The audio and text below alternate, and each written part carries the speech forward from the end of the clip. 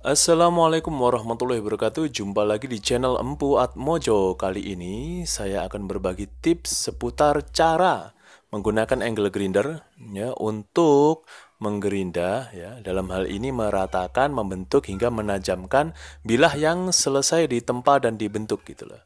Bentukan awal tentunya bentukan dasar. Nah, alat yang pertama tentu saja angle grinder, ya gerinda tangan ya, gerinda sudut, gerinda tangan, kemudian catok F. Ya, catok F saya pakai yang panjang 30 cm namanya. Kemudian pakai bangku dengan permukaan yang rata, bangku kecil. Kemudian bilahnya ini nanti kita pasang ya, pasang di bangku ini di pinggir bukan di tengah, jadi di pinggir. Nah, catoknya ini harus seerat mungkin agar tidak goyang-goyang, tidak lepas. Nah, pastikan kokoh. Nah, untuk proses yang pertama ini penggerindaannya kita pakai mata gerinda batu slab. Mata gerinda batu slab di mana tujuannya ini selain untuk meratakan juga untuk menghilangkan area-area yang nampak kropos gitu ya, tidak rata, relieving gitu.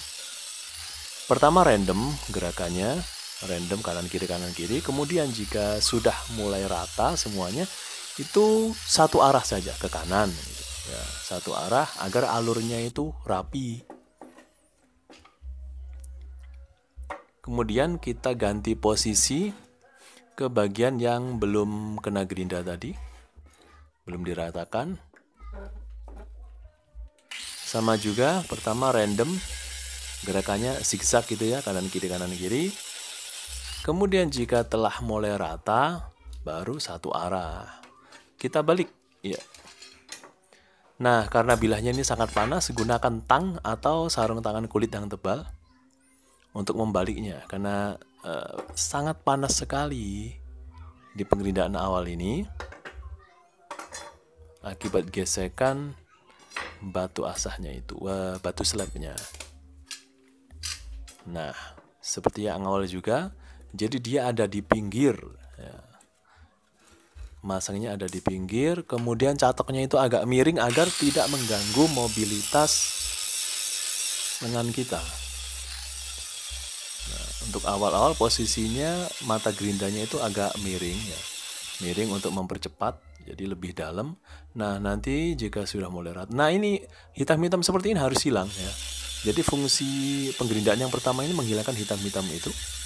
Dia harus benar-benar langsung semuanya jadi bersih ya. Juga rata, bersih dan rata.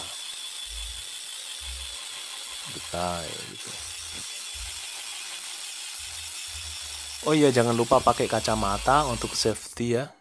Karena serpihan-serpihannya itu kalau kena mata bahaya.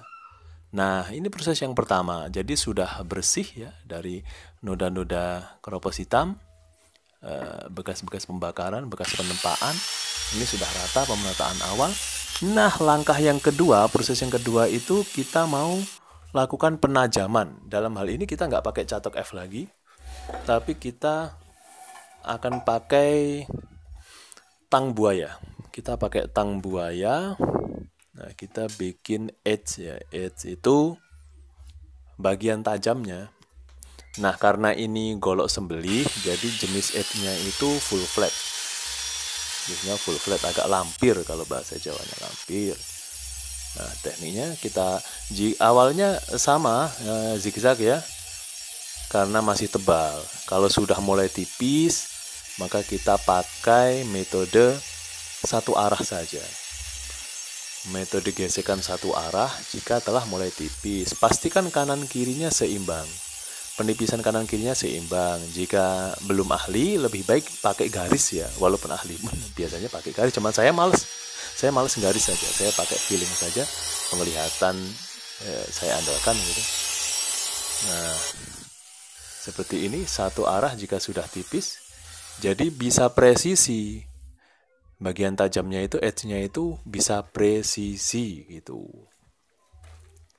Nah, langkah ketiga setelah pengerindaan awal, kemudian penajaman. Nah, ini pemerataan. Pemerataan permukaan kita pakai flexidisc. Jadi ganti tadi yang batu slabnya kita ganti dengan flexidisc. Ya, flexidisc ini dia lebih tipis. Pemakaiannya ini benar-benar terbaring dia ya. Jadi nggak boleh miring. Andai kata miring pun nggak terlalu miring ya. Cenderung terbaring gitu ya. Nah, ini selain untuk permukaan utamanya juga untuk bagian tajamnya itu diratakan pakai ini juga. Sehingga presisi, karena jika presisi bilah itu ya fungsional dengan maksimal gitu. Hati-hati pengerjaan ini karena kalau salah kan nggak bisa diulangi ya. Konsepnya bisa berubah bilahnya. Jadi pekerjaan yang penuh kehati-hatian itu. Baik agar kita selamat yang bekerja ini dan juga bilahnya pun nggak rusak. Ya, pastikan benar-benar rata, pori-porinya itu bisa seragam seperti itu. Nah, ini proses yang ketiga, jadi pemerataan permukaan. Permukaannya benar-benar dibikin rata permukaan bilahnya sehingga bisa ganteng maksimal tadi ya. Diraba pun juga bakal rata gitu. Kalau zaman dulu pakai kikir, zaman sekarang pakai alat flexidisc itu. Nah, kemudian sekarang kita pakai amplas kasar ya. Ini proses yang keempat ini, pengamplasan awal. Kebetulan saya pakai grid 60 nampaknya. Ya, amplas grid 60 ini juga selain untuk meratakan, untuk menyeragamkan pori-pori biar bagus dilihatnya. Penyeragaman pori-pori, jadi sebelum disepuh ini dia harus mulus dulu. Mulus sebelum disepuh dia harus super mulus sehingga setelah disepuh itu polishingnya itu ringan. Polishingnya ringan karena kondisi bajanya kan sudah lebih keras daripada saat ini gitu loh. Nah, lakukan dengan hati-hati ya, karena sisi tajamnya itu kan sudah mulai terbentuk tadi, sudah mulai tipis. Jadi hati-hati ketika penggunaannya, di mana putarannya itu jangan sampai bertabrakan antara bilah tajam dengan arah gerindanya, karena gerinda itu kan searah jarum jam, jadi sebisa mungkin jangan sampai bertabrakan ke edge-nya gitu. Kita harus paham putarannya kemana, terus caranya gimana biar tidak bersinggungan begitu. Satu arah lebih baik ya. Satu arah saja. Nah, ini hasilnya. Jadi dia lebih rata dari sebelumnya.